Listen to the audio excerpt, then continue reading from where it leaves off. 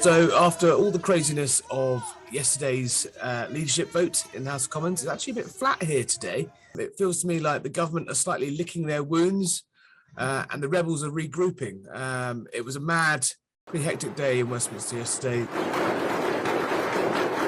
Lots of plotting and people squirreled away in offices working out what to do, whereas today it's sort of the calm after the storm, but Boris Johnson's woes won't be far away. It's a little bit like the Grand National over here. There's absolutely dozens of wannabe MPs, and anyone saying they know who's going to be the next Prime Minister is telling fibs. It could be one of the cabinet, and there's at least 6 that I can think of who would go for it, from Liz Truss on the right, tax cutter, foreign secretary trying to play to the Tory right, the traditional Thatcherite wing of the Tories. Then you've got the Defence Secretary, Ben Wallace, who's by all accounts had a good few months arming Ukraine, being a very popular member of the cabinet amongst the Tory membership who decide these things. Then you've got Sajid Javid, the health secretary. He had a good tilt before, would probably like another tilt again. Then someone like Nadeem Zahawi could come out the outside. The education secretary, he had a very good pandemic. He was the vaccines minister, and that was obviously one of the great successes of this government, of which there's been a few.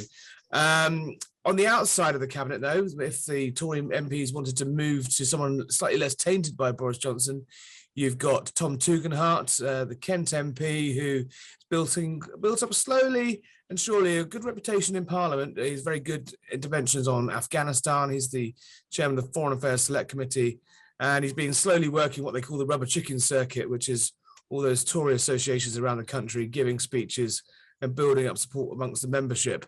And then you've got Jeremy Hunt, who stood against and was thumped by Boris Johnson in 2019. He was down to the final 2, but the membership overwhelmingly voted for Boris Johnson. He yesterday broke cover after weeks and weeks and weeks of saying now would be the wrong time to change leader.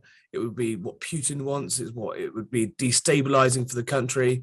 Lo and behold, as soon as there was a sniff of an opportunity to oust Boris Johnson, he went over the top and said, yes, it was time for change. Now he's sort of got a bit quiet since then. He's no doubt he will run. And then the quiet underdog, I think, is probably someone like Penny Mordaunt, a Tory minister, not in the cabinet, not on the backbenches, but a junior minister former defence secretary, but someone who's clearly is clearly running, because she was so coy yesterday. She wouldn't actually say whether she backed the Prime Minister, even though she's in his government.